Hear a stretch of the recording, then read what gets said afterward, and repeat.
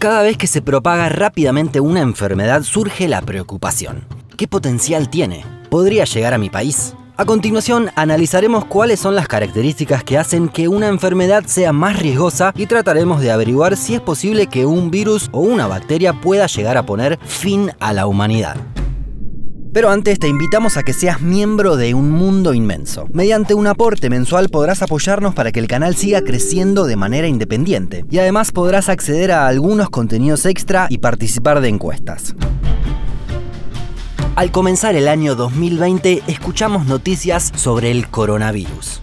The total confirmed cases of new coronavirus in mainland China is more than 11,000 right now. La OMS declaró la emergencia internacional y tal como ocurre cuando una enfermedad se propaga con velocidad, nos preguntamos, ¿cuál será su límite? ¿Cómo fue que se llegó a esta situación?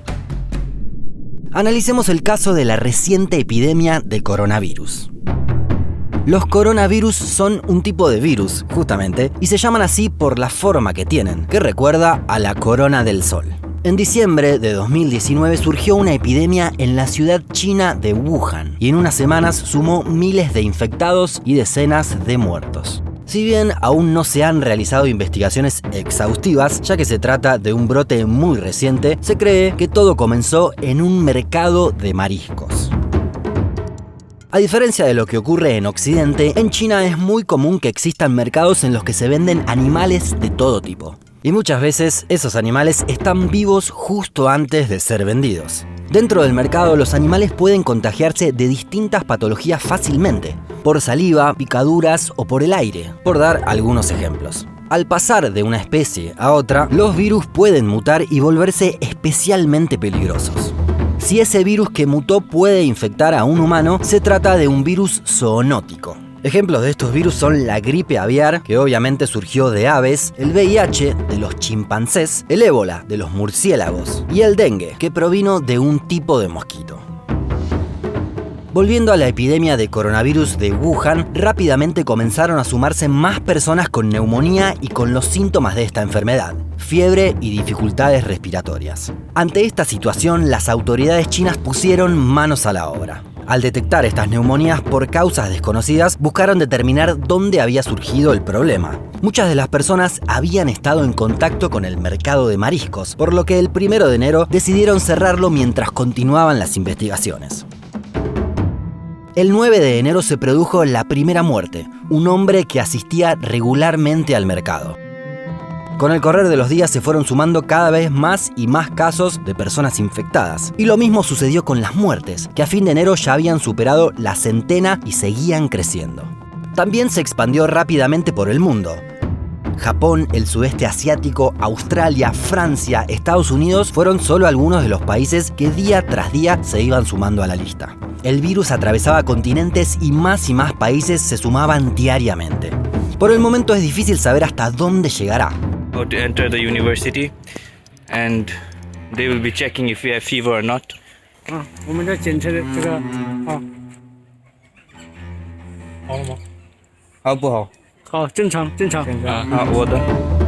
Para colmo, la epidemia coincidió con el Año Nuevo Chino, en el que miles de personas viajaron para celebrarlo. Es decir, se trasladaron millones de personas para celebrar esta fiesta en familia, lo que atentó con las medidas que buscaban la prevención del contagio. Es que las autoridades chinas decidieron rápidamente aislar a Wuhan y a otras ciudades en las que se registraron casos. So people are buying their groceries in large amounts because they are worried that these supermarkets may close down in the future. Además, construyeron 2 hospitales en 10 días para atender los casos que surgieron. 2 semanas después de la primera muerte ya estaban aislados 40 millones de chinos. Wuhan se convirtió rápidamente en una ciudad fantasma, en la que nadie circulaba ni salía de su casa. Con casi 12 millones de habitantes, se trata de una ciudad que tiene más población que Bolivia, Cuba o República Checa. Lo cierto es que más allá de la epidemia actual de coronavirus, no se trata del primer desafío de este tipo que sufre la humanidad.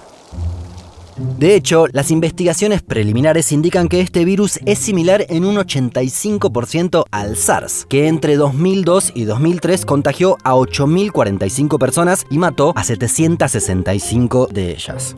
Si bien tuvo enormes consecuencias, no se acercó a las pandemias más graves de la humanidad. Podemos destacar, por ejemplo, a la peste negra en el siglo XIV.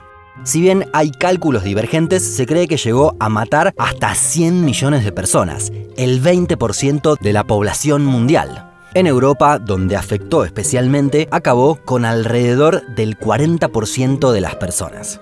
Más acá en el tiempo nos encontramos con la gripe de 1918, también conocida como gripe española. En solamente un año acabó con entre 40 y 100 millones de personas. Por la velocidad con la que actuó y sus terribles consecuencias, se la considera la más devastadora de la historia. Si bien hubo varias pandemias importantes, lo cierto es que la humanidad logró sobreponerse y vencer los desafíos. En primer lugar, esto se debe a nuestro sistema inmunológico, que es uno de los más desarrollados y que permite que como especie podamos hacer frente a gran parte de las enfermedades que surjan. Pero además, los avances en la medicina han logrado que estemos cada vez mejor preparados. La incorporación de vacunas nos aportó mayor inmunidad y permitió que se erradiquen enfermedades que eran mortales. A contramano, la globalización y el tránsito constante de personas por todo el mundo hizo que la velocidad de contagio pueda ser también cada vez mayor. En este punto podemos volver a la pregunta del inicio y considerar si una enfermedad de este tipo podría poner fin a la humanidad. Para que eso suceda, deberían cumplirse dos cuestiones básicas. Por un lado, debería tratarse de una enfermedad muy distinta a lo conocido y que la comunidad científica no pueda dar respuestas. Es decir, que las herramientas con las que contamos actualmente, que son muchas, no sirvan para tratar algo totalmente nuevo.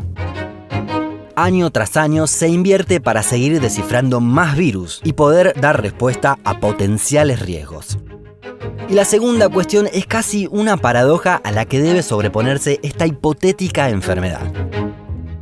Para acabar con toda la humanidad, está claro que debe contar con una gran mortalidad. Pero si la enfermedad es muy efectiva y las personas que se contagian se mueren muy rápido, dejan de existir personas que puedan transmitir la enfermedad. Porque ni bien se detecte la enfermedad, se buscará mantenerla aislada y de esta forma muchos podrán quedar a salvo.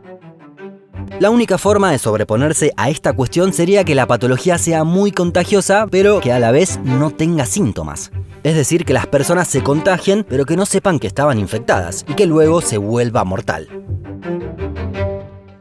En esta combinación radicó el potencial del VIH. Se trata de un virus que cuenta con un largo periodo sin síntomas, por lo que la persona no sabe que lo padece y puede contagiar.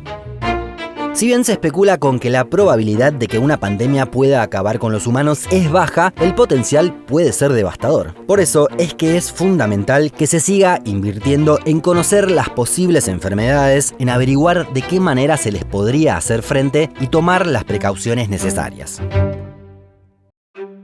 ¿Hasta dónde crees que puede llegar el coronavirus? ¿Cuál es el mayor potencial que podría tener una pandemia? Déjanos tu comentario más abajo.